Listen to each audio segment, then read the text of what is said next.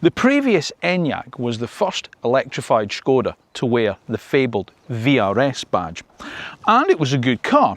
However, it was a good car because it was an Enyaq, and we always felt that the smart money would be better off spent further down the range.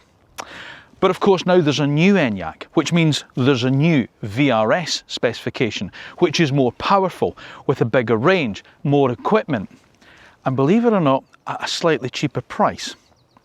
So is the vRS now the Enyaq of choice? Or is it as before, you're better off looking further down the price lists? Well, to find out, I've come all the way to Wales to try it out.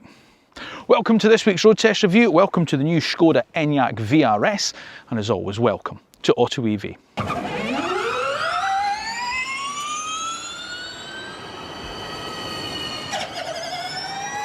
Now, before I get started on this week's road test review of Škoda's new Enyaq vRS, it is of course the time where I have to be a little bit boring. I know a lot of you have heard it before, but believe it or not, there are still some people out there who are not subscribers to the AutoEV channel. If you're one of them, could you just make sure that you are subscribed, please? And then turn your notifications on, because then you'll be notified when the next video is uploaded and it's gone live. Once you've watched the review, if you enjoy it, and obviously I sincerely hope you do, make sure you give it a little thumbs up, and as always, let me know your thoughts in the comment section down below. Let me know what you think about the cars we feature on the channel, such as the Škoda Enyaq vRS, and of course on the AutoEV channel overall. So the Škoda Enyaq, it doesn't really need any introduction. Obviously it's Škoda's entrance into this medium sector crossover / SUV market. It sits on the Volkswagen Group MEB platform, and not only is it our favourite car that sits on that MEB platform, it's probably now our favourite car in that market sector. Since it had its facelift, this car has really elevated itself. We liked the car when it first came out, but we love it now. It's an absolute winner as far as a family SUV is concerned. However, the good as the previous car was, when they put the vRS badge on it, I was never quite sure about it, in the sense that the vRS badge has always stood for sort of like accessible, you know, and by that I mean sort of like economically accessible performance. And it was quite an expensive car. Now, I don't really feel that it offered an awful lot more than sort of like cars further down in the Enyaq range. But Škoda have gone at it again, you know, with this facelifted car. There's now this vRS, and it's the most powerful vRS model that's been available. It's in terms of production cars, and the fastest accelerating one as well, that they tell us, alongside the new Elrock vRS, which obviously we've also tested as well. So, have they hit the magic button with the new vRS? Is this now the one to sort of like go for? Is this the one to aspire to? That if you want an Enyaq, should you be looking at one with the vRS badge on? Well, to find out, I've come all the way into Wales to the Sweet Lamb Rally stage, believe it or not, where Škoda are hosting the UK media here at the launch of this car, to find out whether or not this is now the Enyaq of choice. However, as always, before we start the main review, let's take a look at the main bullet points of the car. So this is the vRS version of the recently facelifted Škoda Enyaq, which, as before, will feature both SUV and, as we have here, coupe body styles. The styling adopts the Czech company's new modern solid styling theme, first shown in production form on the smaller Elrock. It's fitted with an 84 kilowatt-hour battery that's capable of travelling up to 347 miles between charges, according to WLTP figures. Dual motors produce 340 PS, which can see the car accelerate to 62 miles an hour from a standstill in just 5.4 seconds. And prices start at just over £51,000 for the SUV and £53,000 for the coupe before options. Which at first seems like an awful lot of money for a car wearing the Škoda badge. But then this is no ordinary Škoda badge, this is a vRS. Question is this the one to have? Well, the only way we're going to find that out is by putting it through the road test that actual car buyers trust when it comes to choosing their next electric vehicle. And even out here, even the sheep will tell you, it's the AutoEV one. Now obviously we start with how the car looks. Now in fairness, we've done an awful lot with the revised Enyaq. We've not only done a sneak peek with the car when we had it in the studio, but we also sort of have done a road test review of the vehicle as well. But of course this is the vRS, so there are some differences. So I do want to talk you around sort of the differences, and of course if you've not watched those videos, you might have an interest in it, especially if you've got maybe say the first generation Enyaq vRS. What have they changed? Well, of course now it's this new tech deck, as they call it. So the front end is the real change to the car. Gone is sort of like the big plastic sort of like grille in the front, or the, you know, sort of like the makeshift grille type of thing, the shape, with a crystal face across it. Now you get this tech deck, which is really neat. I really like it. And you get this illuminated, almost like eyelashes along the front. So you don't get the crystal face option anymore. This is standard on the car. So you've got this area here, which is your upper sort of like DRLs, and then, as I say, the illuminated eyelashes across the front. It's called tech deck because all the sensors and cameras are hidden in here. So you get this little front facing camera here, but your radar guided cruise control sensor that would normally be a big plastic sort of like, square there. That's now neatly integrated in here, so that's much neater in that sense. What does the vRS get? Well, it gets the LED matrix headlamps as standard. That comes as standard, and of course you've got all this gloss black sort of like trim round at the bottom of it here, so these extra veins in here that help channel sort of like airflow through these air curtains that take it down the side there. Lower sort of like cooling section grille here with the vertical sort of like veins, although they do come into sort of like a V shape in some respects as well in the centre there. So that's a little bit different as well, and I'd say the gloss black surround there as well. So it's much neater than the first generation car, and it's really nice. And of course it's got that sort of split headlight style that a lot of manufacturers are going for now. I was a big fan of the old car, but they've really neatened it up. And of course we first saw this design on the Vision 7S concept, and then in production form in the smaller L-Rock.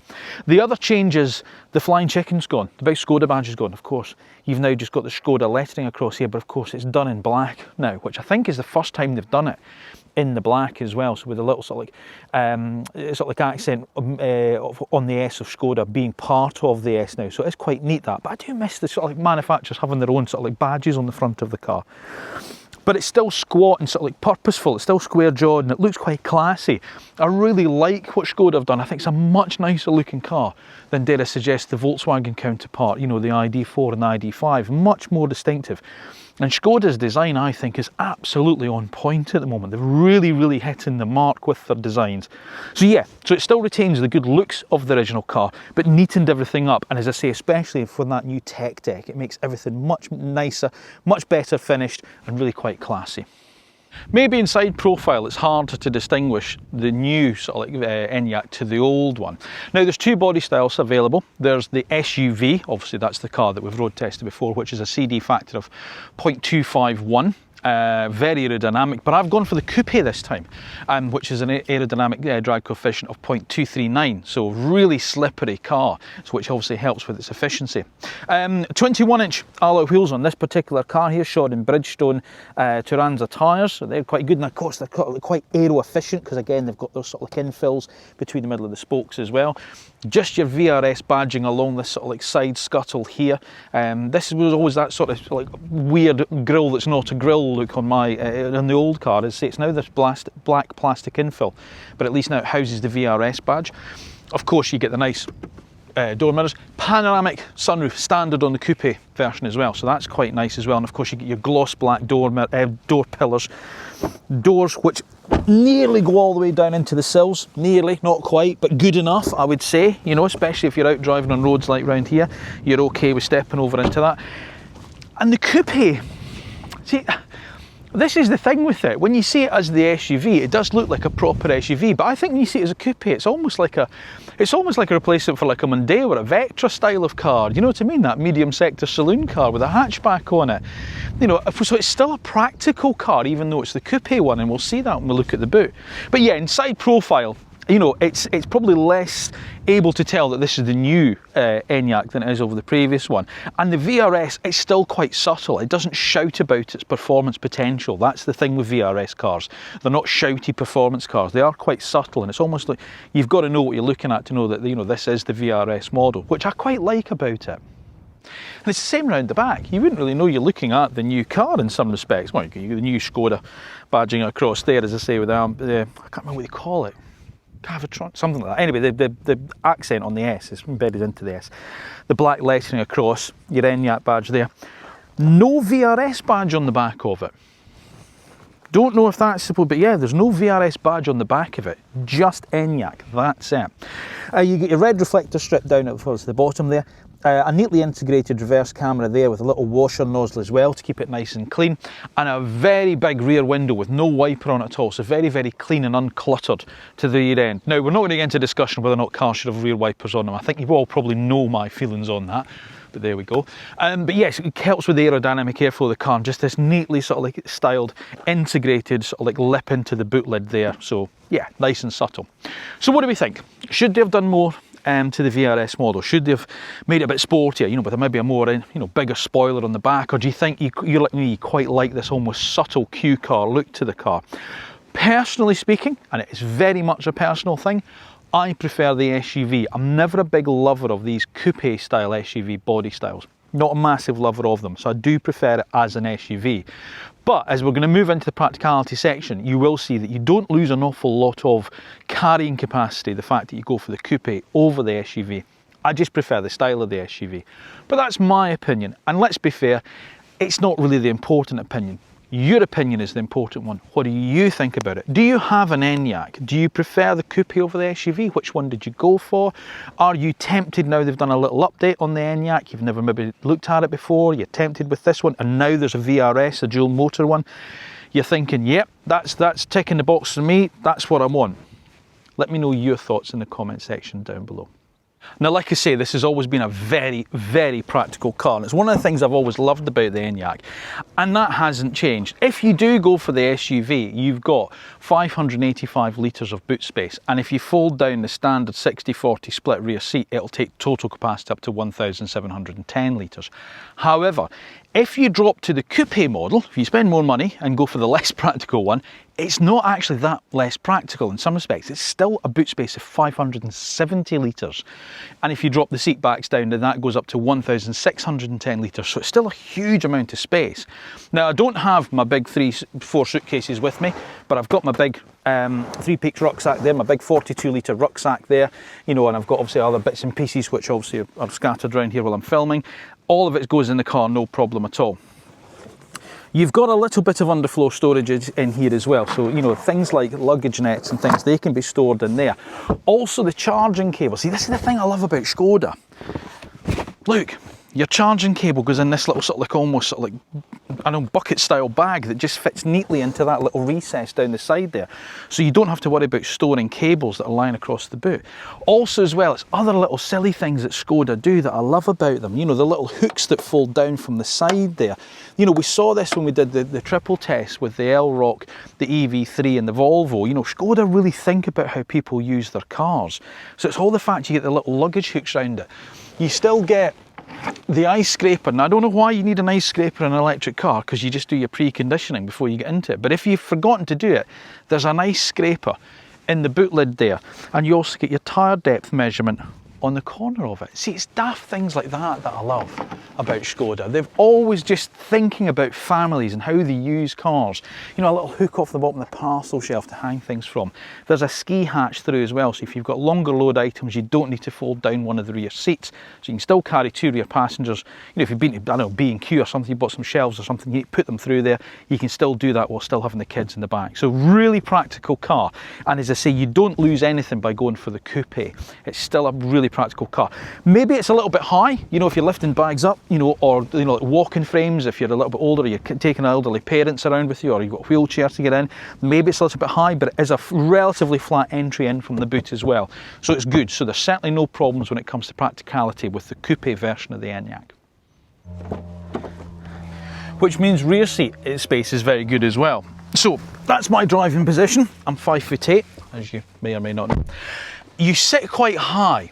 Okay, so I will say this, if you were much taller than me, which let's be fair, it wouldn't be hard, you know, if you're maybe close to the 6 foot, your head is just where the roof starts to curve down. That's maybe the other, dare I suggest, reason for going for the SUV, because obviously that roof goes much further back before it obviously goes into a tailgate. So just be aware of that, especially maybe if you're thinking of a family car, you've got taller teenagers. Because they say the rear seats are that sort of stadium style seating, so you sit quite high up, which is good because it's a very dark interior in here. Because obviously it's the vRS. You can't have it with a light interior that you can in certain other Enyaq models. But with the panoramic sunroof that you get as standard on the coupe, and as I say, the fact that you sit a little bit higher in the rear seats, you don't feel like you're too claustrophobic. It doesn't feel like you're in this like dark coal hole and you're just going to be feeling a bit car sick in the back. So I think that's a good thing from the kids' point of view. But just check the headroom before you decide on your body style. Plenty of knee room, as you'd expect, plenty of foot room as well. And also what I really like about the Enyaq's rear seats is they've got this almost little ski jump on on them. So there's good support for rear passengers' legs. You know, it just hooks you underneath the back of your knees and gives you a good support. You've got great storage, and of course you've got this storage box you can take out. You know, so you've got a completely flat floor across if you don't have this. The other thing I love about this is, I forgot my water bottle. You've got these little rubber straps on the side that you pull out. They're extra cup holders. You can pop a water bottle in there. It's a really clever thing, that. I really like that about that. And of course there's plenty of storage in there for, I don't know, a packet of Minstrels or some Maltesers or stuff. 2 USB-C charge ports there. There's also rear climate control as well, with some vents. So again, if the kids or the dog in the back seat, whatever, you've got ventilation comes through and it's at a nice level. Door bins, they're deep, they're quite good. They're not lined at the bottom. I thought maybe Škoda would have done that, but they're not, but fair enough.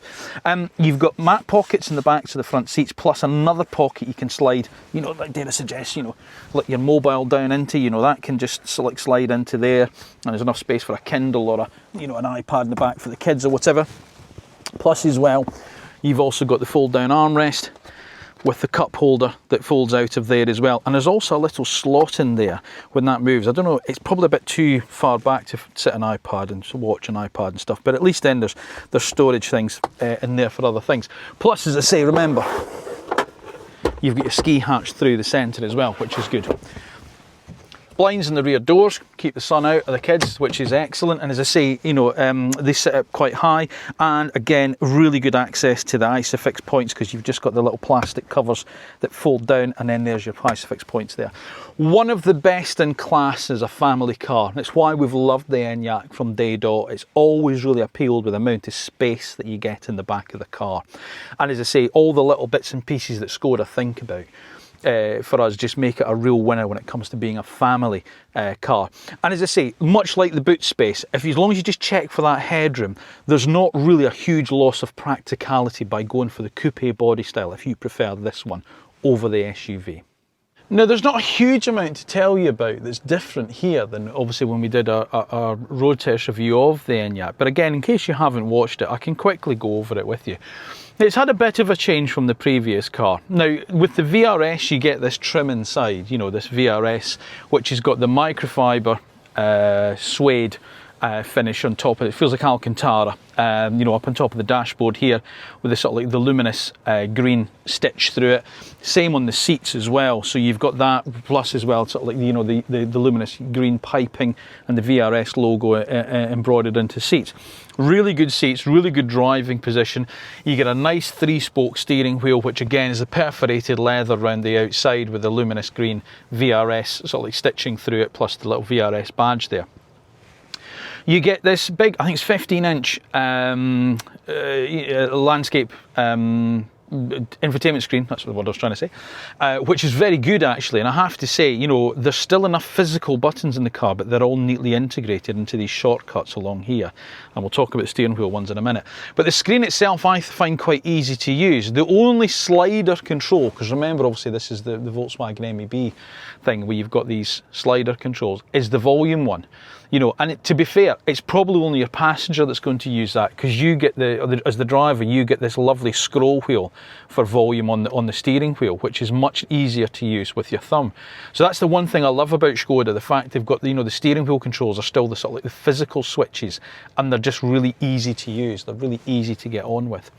But in fairness, this has changed over the years, and it is really quite good to use. It's a lot slicker than it used to be as well. So if you go into your main menu system there, of course you've got 2 screens, and you can see the icons are nice, big, bold, and they're green. They're very easy to see. Obviously you get standard Apple CarPlay, Android Auto, that's wireless, and you just obviously flick between the screens that you need to use.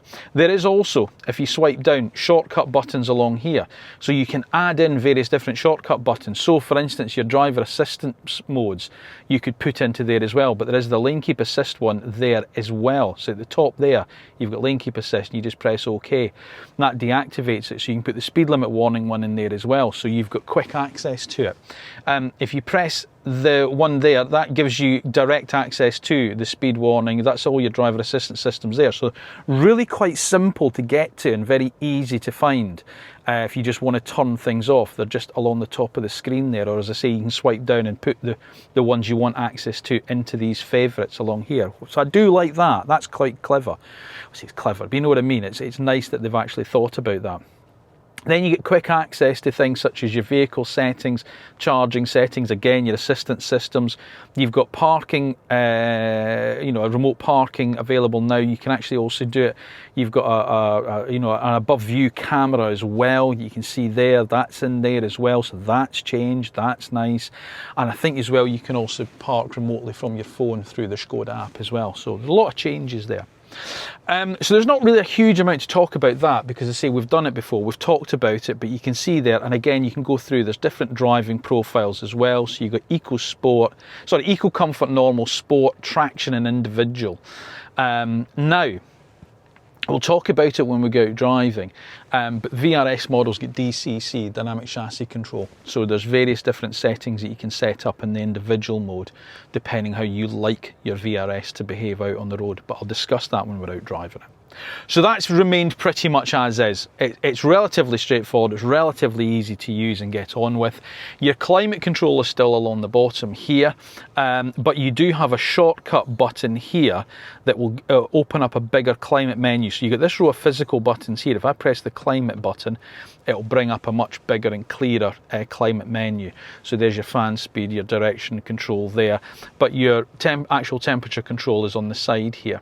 You can see that there, you can go up and down, and you can sync up either side, or it'll be in eco mode if there's no one in the passenger seat, so it's just on the driver's side to keep it nice and not using too much power. And again, heated seats there and there as well. You've also got a heated steering wheel as standard, and that's a button on the steering wheel that does that. Right, I don't need to go into all of that because you know all about that, and obviously you've got your audio system as well there. This is pretty much remained as is, you know, so there's no real difference with this. There's only one bugbear that I've always had with Enyaq: the cup holders are far too small. I can't get my big Yeti coffee flask into there at all. It has to go down in the door bin, and even then I've got to jam it in there because that needs to be slightly bigger. The front door bins are lined. They're lined with carpet, which is nice, but the front cup holders, they need to be bigger, so you just get your Polo mints and stick them in there. There's a nice handy little tray in here for your keys or your mobile or your sunglasses, they go there. There's also a wireless charging pad in there for your mobile phone, so that slots down in there. It looks like there's two, but there isn't, it's just the one. There is a second one there. That's just for storing other things in there, and there's also connectivity in there as well. Right, driver implementation binnacle. You've got an adjustable binnacle in here where you can change certain settings depending what you want to see. It's not hugely configurable, but it's not bad, but it gives you all the information you need. And again, I much prefer the Škoda's way of sort of like burying it into the dashboard rather than the Volkswagen sort of like separate binnacle that sits on top of the steering column. I much prefer this. This is nicer, looks neater, it's nicely, it's better designed. And then you've got this monitor here, which is your driver attention monitor as well, plus you get head-up display in the vRS as well. Sportier steering wheel for the vRS. It still feels a little bit big, but that's just getting used to it. And then of course you've got your regenerative brake paddles on the back of the steering wheel as well. And then just your usual suspects of window and mirror controls over on the door. The seats, a bit like the back, really, really supportive, especially the squab area. So they're the exact length that I really like. So you've got this real nice sort of, like as I say, this sort of almost ski slope style on the squab that just nestles into the back of your knee. Now you get electric driver's seat with 2-position memory and massage. You also get, from memory, yes you do, you also get an electric passenger seat with massage functionality as well, so that's on the vRS too. Plus you get storage down underneath there. The only other difference with the vRS is you get this sort of carbon fibre like inlay, and it's quite small, so you don't really see it too much. It's just a little strip across the dashboard there and 2 little bits on the doors. But I like this microfiber suede, I really do. You can get it with leather, a grey and black leather, but I have to admit I really like this. I'd be tempted to stick with this because it sort of grips you nicely when you're driving the car in a sporty manner. So I do like that, and it just feels a little bit different as well, you know, and especially with the green piping. And through the sort of, like, you know, the perforations of the centre squab and the backrest, they've obviously got the luminous green as well, so that bit of colour just comes through. So I do like that, and as I say, it just gives it a bit more of a lift. You get an excellent Canton audio system as standard on the car as well, so it's really, really well equipped. As pricey as the car is, and obviously we'll talk about price later, it is very well equipped. You don't need to add too much to it if you want, you know, sort of like if you want a decently spec'd car. I should just mention quickly these other shortcuts. There's a quick shortcut to your assist modes there. So again, as well as the one button there, you've got a button there. That's your driving modes, that's your parking mode. You got hazards and locking, your climate menu, heated rear screen and maximum defrost. That's there. Your gear shift is by this little lozenge button there.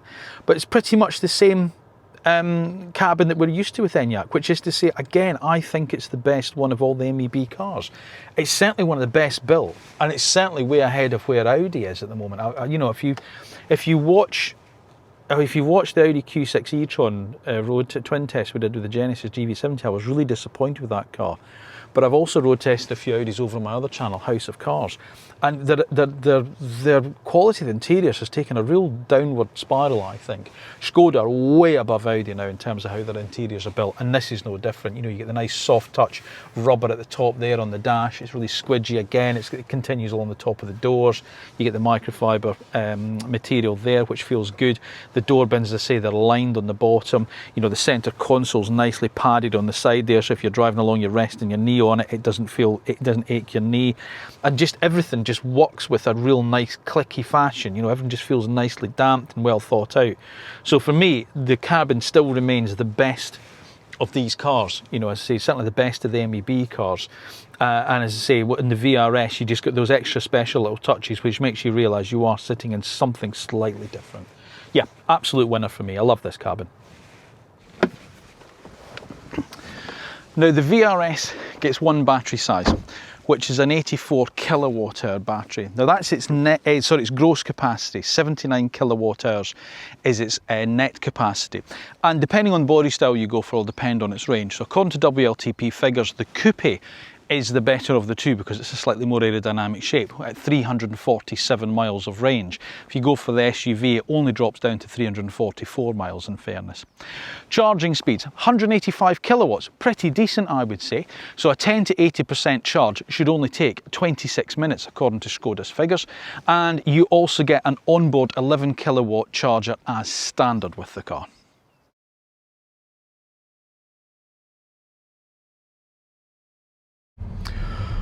Right, so dual motor setup, so all-wheel drive, you get in the VRS, 340 PS, 0 to 62 miles an hour, 5.4 seconds, so quick, okay.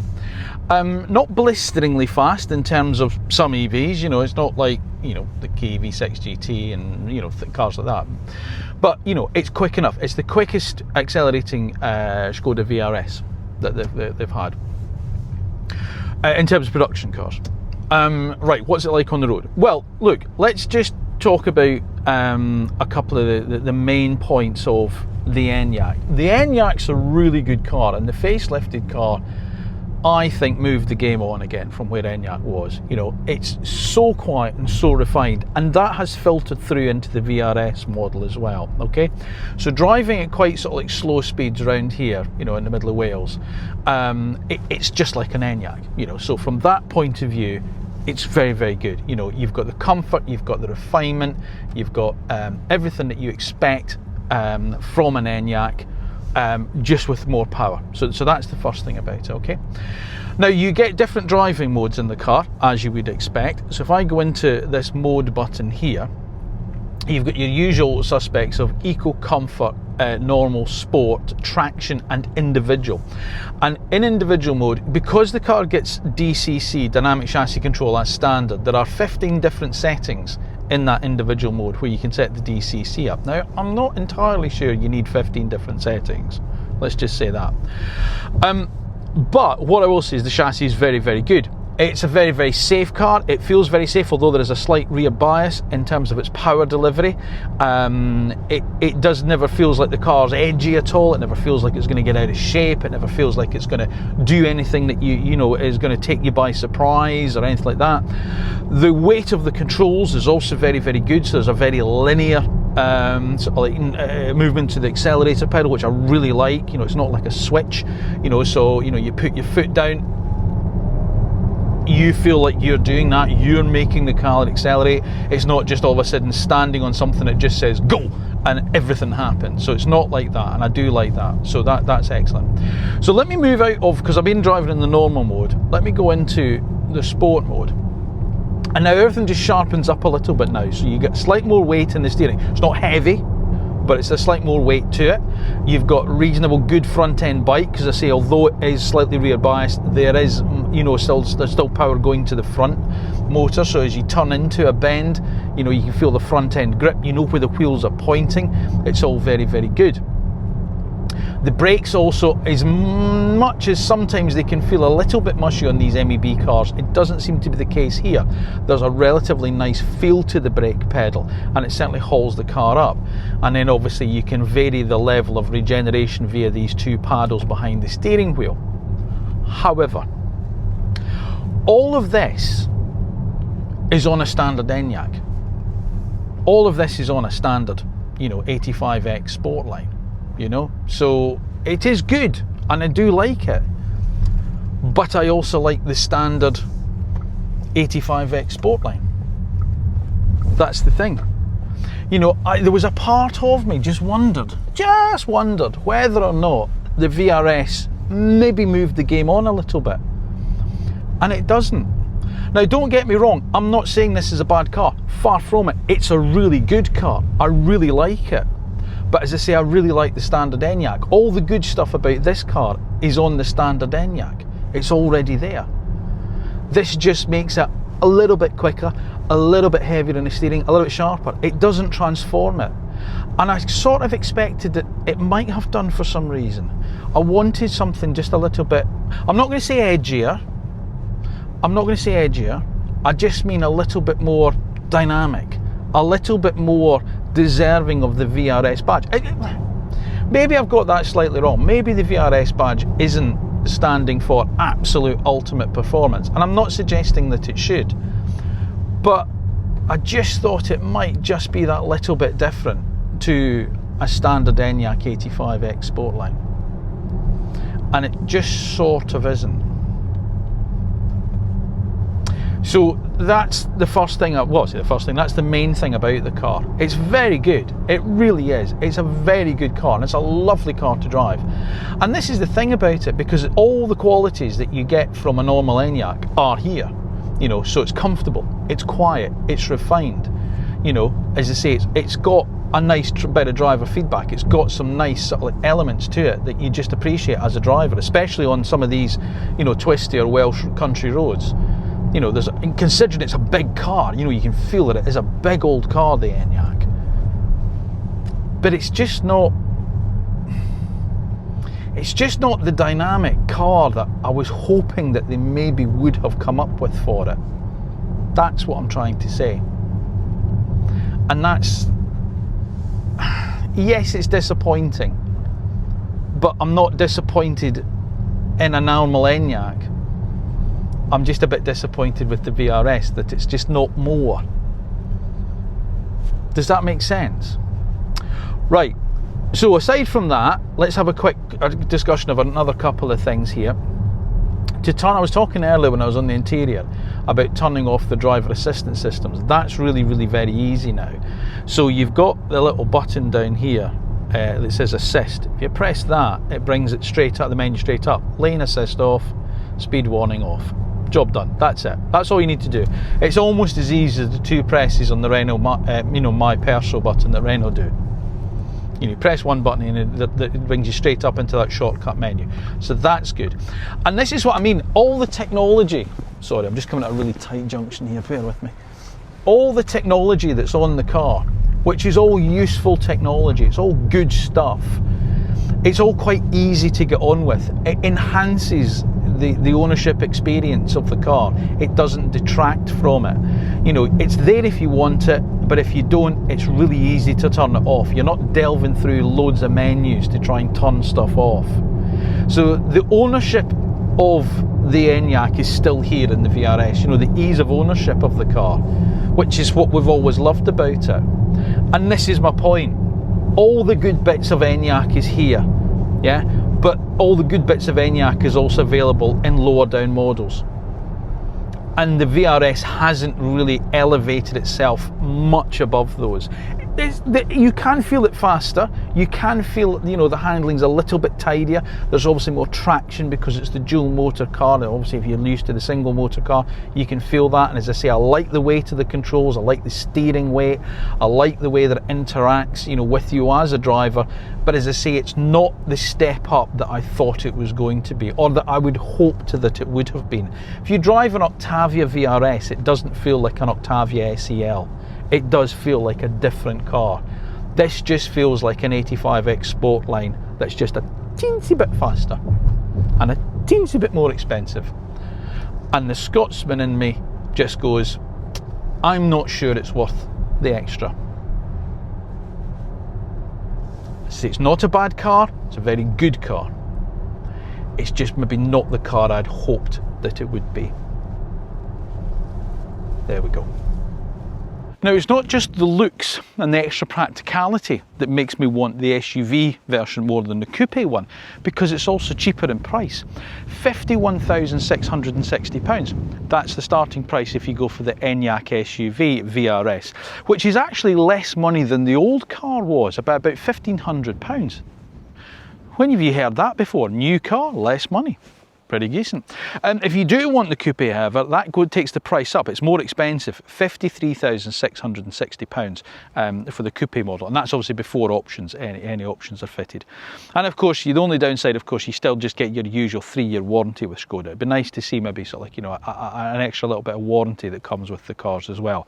But in fairness, you know, as I say, it is quite expensive now for a Škoda, but we're starting to see this more and more with the brand. You know, some of the cars are starting to creep up in price, but as I say, the trade-off you are getting is a really decent quality car. As I say, if you think where Audi used to be, that's where Škoda now is, and Audi are way less in terms of the quality, in my opinion. That's what I feel.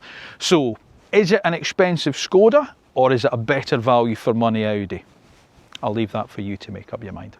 Right, let's think about competition for the car, because this market space has grown considerably, even since the Enyaq was first launched just a few short years ago. And of course, at the top of the range, the vRS sits in, well, you know, it's over £50,000, and you know, £50,000 is pretty much where a lot of these cars are going to be. So from within the Volkswagen Group empire, if you like, it does certainly see competition from its stablemates, such as Volkswagen, with obviously the ID.4 and ID.5 GTX models. So if you want the sort of like the faster versions of the Volkswagens, then you're looking at the GTX badge rather than the vRS badge. Audi, they do obviously the Q4 55 e-tron in Sportback or SUV. So again, whilst there isn't a particular sporty, they do different trim levels on that 55. It's not a dedicated sporty trim in that sense, but you're looking at the 55 model if you're looking in comparable in performance. Cupra, they're part of the Volkswagen Group, and of course we've seen the Tavascan launched since obviously the Enyaq first came out, and that's a really good car. You know, I really like the Tavascan in terms of the MEB platform cars. It's a really good driver's car, that car. I'm a big fan of the Tavascan. And of course, from not within Volkswagen but using the MEB platform, you've also got Ford, believe it or not, because obviously the Explorer, if you want the SUV, and if you, for some bizarre reason, you do fancy a Capri, there is the Capri, which gives you sort of the coupe body style. Personally speaking, it's not my bag, but there you go. You do have that as well. The only sort of like maybe downside in some respects is by the time you've maybe got a coupe one of these at 53,000 and maybe added a couple of options onto it, it's temptingly close to the Kia EV6 GT. Well, now I appreciate that's £59,000, but even so, you know, that is another world of performance, you know, when it comes to that car, you know, so that is a car that I would consider in some respects a competitor for this car, because I say it's not a lot more money and you are getting quite a substantially different level of performance with the EV6 GT. But even a standard EV6 GT Line S would be competition for this car. And of course you've got obviously Hyundai with the Ioniq 5 as well, so of course there's various versions of that car available too. So as I say, there's certainly a lot of cars around in this market space if you're looking for cars like this. Sorry, there's a rally car about to go past because we're on the Sweet Lamb rally stage and Škoda are taking us all out for a little run in the Fabia R5 rally car. Except for me, because I've got 2 reviews to film today, so I don't have time to go in it. But that's what they're doing, and that's what that is over there. See, here's what we like, and also what we don't like, about Škoda's revised Enyaq vRS. Well, we still love its design, and in this facelifted car, we think it's even better. There's still a huge amount of space and practicality on offer in either body style.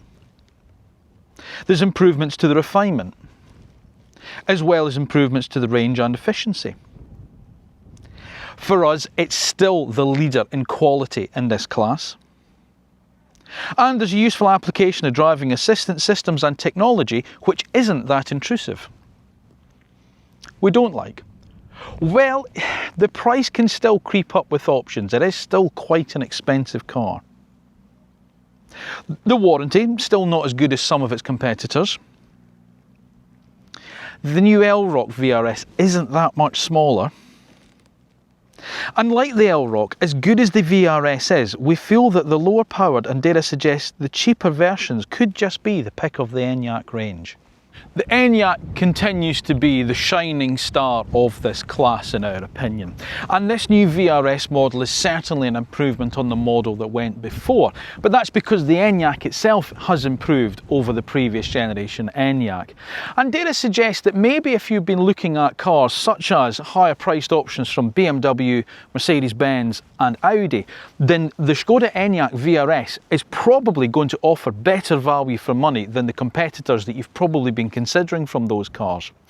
However, as good as the vRS is, I still feel that the shining star in the Enyaq range is to be found further down. And like the smaller Elrock, it's not so much the extra performance that's required, because as I say, it's still a good car underneath. It's still a good all-round family car. So dare I suggest choosing one that had the Sportline badge on it instead of the vRS badge on it probably wouldn't be the worst decision that you ever made if you're looking for an Enyaq, because that's where our money would go. Thank you for watching another road test review on AutoEV. As always, please make sure that you are subscribed to the AutoEV channel, and once you've done that, make sure you've pressed the little notification button, because then that way you'll be notified when the next video is uploaded and it's gone live. If you have enjoyed this week's review brought to you from sunny Wales, then of course, as always, please make sure you give it a little thumbs up, and don't forget, leave me your thoughts in the comment section down below. Would you plump for the vRS? Have you? Why did you choose the vRS over the other models? Let me know your thoughts in the comment section down below. Did you not choose the Enyaq at all? Have you bought something else? Why did you choose something else? Let me know that too. Now remember, we're also across on all social media platforms, so if you're into things such as Facebook, Instagram, TikTok, LinkedIn, X, you'll find us over in all of them, so please give us a follow there, because that certainly helps. And if you're in the marketplace for an electric car, and maybe it's not a new Škoda Enyaq, maybe you're looking at a second-hand Škoda Enyaq and you want to know a little bit more about it, how do you find out before you go and sign in the dotted line? Because they're good value for money now in the used market. Well, here's how. Stay on the AutoEV homepage on the YouTube channel, and just at the top there you'll find a little magnifying glass. Type the name of the car you're interested in buying in there, and of course if it's been a new car, electric car in the UK in the last 5 or 6 years, then we've subjected it to the road test that actual car buyers trust when it comes to choosing their next electric vehicle. And that, folks, is the AutoEV one. All it remains for me to say is thank you once again for watching. Thank you for your continued support. I'll see you again soon.